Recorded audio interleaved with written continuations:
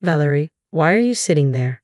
I don't remember inviting you, she sneered when she spotted me at Madeline's wedding, her voice dripping with disdain. Madeline's next words cut deep. Get out of here, you unemployed loser. You're just here to embarrass me. Her cruelty shattered any lingering goodwill I had harbored for her. Defeated, I muttered, "Fine, I'll stay out of your life," and quietly exited. As I left, a sudden commotion erupted, drowning out Madeline's cries for help. Leaving the venue, I walked alongside Conrad, my husband whom I'd married a few years ago. "I'm Valerie, a freelance illustrator," I began, recounting my current circumstances. Conrad, often away for work, was my pillar of support. Then, life threw a curveball. News arrived that my mother had fallen down the stairs back home, fracturing her leg. While not life-threatening, she needed care during her recovery. The looming question remained, who would be there to provide it? Dad had recently injured his back and relied on a walking stick, leaving him unable to assist Mom. I initially hoped my sister Madeline, who still lived at home, could pitch in while I offered weekend support. However, Madeline dismissed Mom's injury, insisting it's just a fracture she can manage on her own. Her indifference and frequent insensitive remarks made me doubt her reliability in caring for Mom. Eventually, I made the decision to move back home to take care of Mom while Conrad was away. While my parents welcomed my return, Madeline did not share their enthusiasm. "Why are you back? You're in the way," she grumbled whenever our paths crossed in the kitchen or living room. Whether out of long-standing animosity or jealousy, her hostility made living under the same roof challenging, prompting me to avoid confrontation with her. Despite my efforts to focus on caring for Mom, Madeline continued to antagonize me. I took on Mom's household responsibilities, enduring Madeline's criticisms of my cooking and even finding laundry strewn in my room on occasion. Though her actions were immature, I chose not to engage. 2 weeks after my return, a knock interrupted my thoughts, prompting me to open the door, curious about Madeline's sudden visit. "Are you ever going to work? All you do is stay home, aside from shopping or going to the hospital. You're not even working, are you?" she accused. I tried to explain that I work as a freelance illustrator for my laptop, but she didn't understand. "So you sit there drawing pictures on your laptop and expect that to count as a job? That's no different from being unemployed and holed up at home.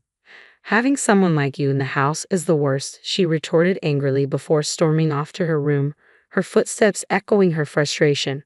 A few days later, Madeline announced, "I want you to meet someone. Wait in the living room." We followed her instructions, and soon she returned with a tall, slender man whose hopeful expression seemed highlighted by the mole under his left eye. "Nice to meet you all. I'm Rodney, Madeline's fiance. Thank you for having me here today." He greeted us warmly, extending his hand for a handshake. Surprised by the unexpected visitor, my parents and I exchanged greetings with him, unsure of what to make of this introduction. "Nice to meet you," we greeted Rodney, taken aback by the revelation that Madeline had a fiancé, a surprise to both us and our parents. As they began sharing their story, we exchanged puzzled glances.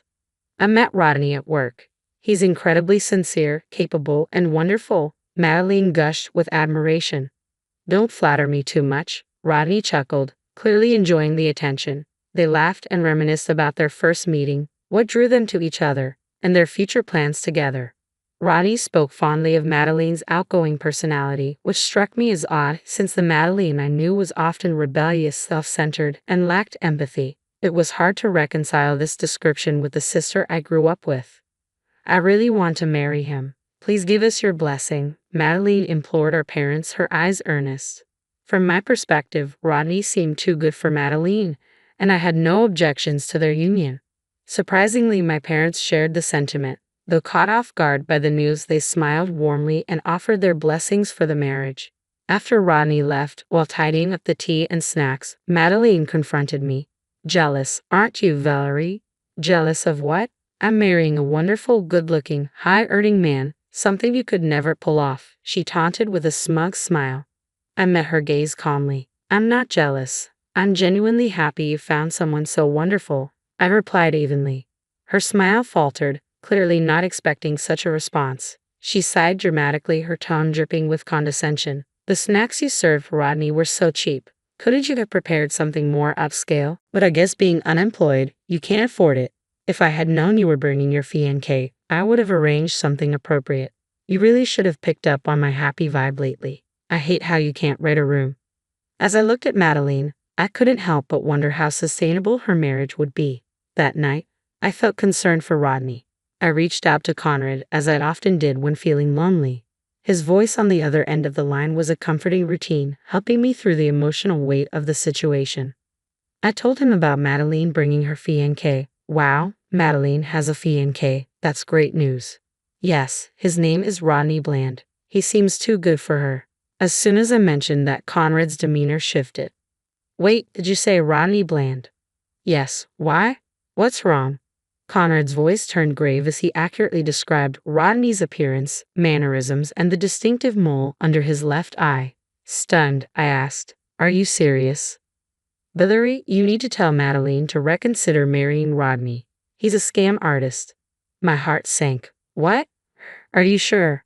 Rodney used to work for me. He left years ago after we discovered he was scamming multiple women out of their money and disappearing. I've been trying to track him down ever since. I stopped short of contacting the victims directly. We need to be absolutely sure it's him.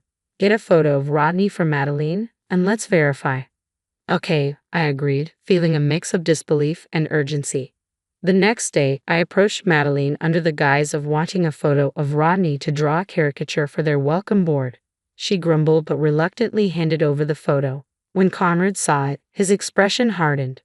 That's definitely him, Rodney the scam artist. You need to convince her to reconsider before she loses any money, Conrad urged.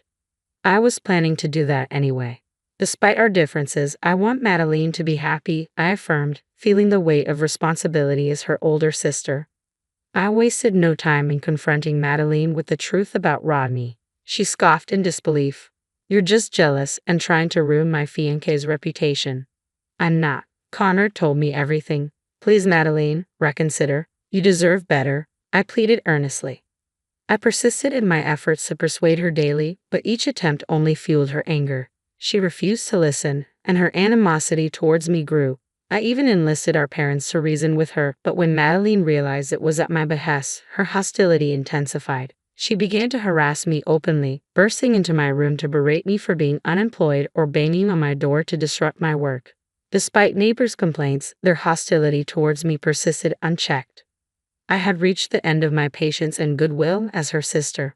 While some might argue, she's your only sister, you should keep trying. There's a limit to what I can do for someone who refuses to listen and continually harasses me. I resigned myself to seeking advice from Conrad and my parents on how to proceed.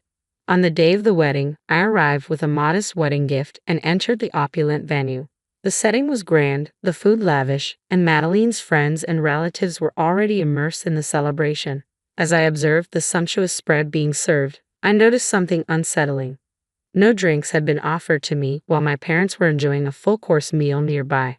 When I queried the staff, they promised to check on it and disappeared. Moments later, Madeline, resplendent in a pristine white wedding gown, approached me, the click of her heels echoing in the grand hall. Valerie, why are you sitting there? I don't recall inviting you, she remarked coldly. Not just myself, but also my parents, the guests, and even the staff turned towards Madeline in astonishment. The lively venue, alive with chatter just moments ago, fell into an eerie silence, punctuated by hushed murmurs. Despite being the focal point of this negative attention, Madeline regarded me with a smug expression. You have the nerve to show up here after insulting my fiancé? Unbelievable. Oh, but I guess being unemployed means you don't understand basic manners, she sneered. My parents, standing beside me, intervened. Madeline, stop this. It's your wedding day. Ignoring their pleas, Madeline persisted. How can I enjoy my wedding if people know my sister is unemployed? Just leave, you're embarrassing me. With a heavy sigh, I rose from my seat. After sharing a concerned glance with my parents, I met Madeline's gaze squarely. I came here to celebrate your wedding as your sister, but clearly you don't want that, I said, feeling the weight of her words. It's a shame. Who wouldn't want to be supported by someone who's unemployed like me? Fine then, I'm leaving. One more thing. Are you absolutely sure you won't regret this if I walk out that door? Because if I do, it might be the end of our sisterhood. Perfect, she responded, cutting me off. Just go. It's better this way. Any remaining affection and love for her vanished in that moment. Fine, I told Madeline firmly. Consider us done. Don't contact me again. As I walked away, I could hear Madeline arguing with her parents behind me, but it was no longer my concern. Pulling out my phone, I dialed Conrad's number. You can come in now, I said quietly. There's no need to wait any longer. Understood, Conrad replied, his voice steady as he relayed the message. Moments later, a group of women who had been waiting outside rushed into the venue. Get him, Rodney. Don't let him get away. Outside, the echoes of angry shouts and gasps from the surprised guests reached me. Moments later, the door burst open, and Rodney, the groom, dashed out, his face drenched in sweat. He attempted to flee, but Conrad, strategically positioned nearby, swiftly apprehended him. Got you, Rodney. You're not going anywhere, Conrad declared firmly. Conrad, what the hell? Madeline's furious voice cut through the commotion as she and a group of women hurried over to confront the bewildered Rodney. Are you trying to ruin our wedding? Get away from me, Conrad. Madeline lashed out, lunging at him, but I intervened, grabbing her arm to restrain her. Startled at first, Madeline's expression quickly twisted into rage as she turned on me, seizing my collar. This is your doing, isn't it? You're despicable. How many times did I warn you to stay out of my business, especially about Rodney? As I spoke, I turned towards Rodney and gestured towards the group of women surrounding him. Rodney here has been dating these women and scamming them out of their money. They're planning to take legal action against him. What? Are you kidding me? This isn't a joke, Madeline, I said sternly, looking at Rodney, who avoided eye contact, clearly uneasy.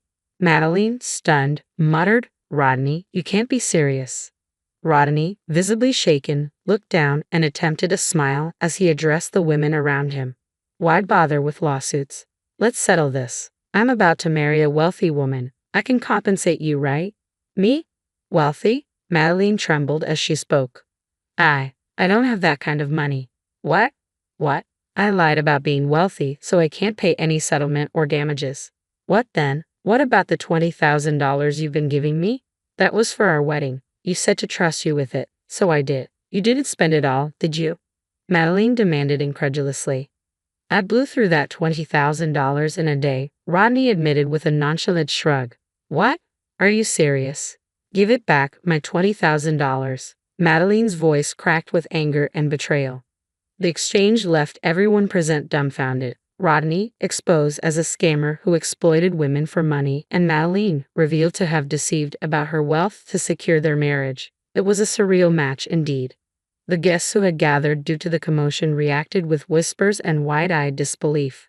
After a heated argument with Rodney, Madeline noticed the attention and erupted in frustration. What are you all staring at? Get out. The wedding is over. Just leave your gifts and go, she commanded, motioning for the staff to escort the guests out. Then, in a sudden change of direction, she rushed over to me. Valerie, you were right. If only I had listened to you, none of this would have happened. I'm sorry. Please help me, Madeline pleaded, her tone more desperate than sincere. But her words rang hollow, and Conrad, standing beside me, silently shook his head. I nodded in agreement, pulling away from her touch. I told you, we're done. We're strangers now. I won't help you, I asserted firmly. What? How can you say that, Valerie? You're abandoning your own sister, Madeline protested, her voice tinged with disbelief and desperation. I don't have a sister anymore. Goodbye, Madeline. Let's never cross paths again, I replied, turning away from her. Wait, Valerie, please. Ignoring her cries, Conrad and I left the venue. Later, through my parents, I learned about Madeline and Rodney's fate. Madeline was disowned and expelled from the family home, forced to move in with Rodney due to their legal marriage. Rodney faced lawsuits from the women he had deceived, leading him to take out loans to settle the debts. The strain of financial ruin ultimately shattered their marriage, ending in divorce. Now both destitute, their once promising union had crumbled. About 6 months after Madeline's ill-fated wedding, my mother's fracture healed, and life resumed its usual pace. My temporary assignment concluded, and I returned home, visiting my parents periodically. A year later, Conrad and I welcomed our first child, blessed with the support of our loving families.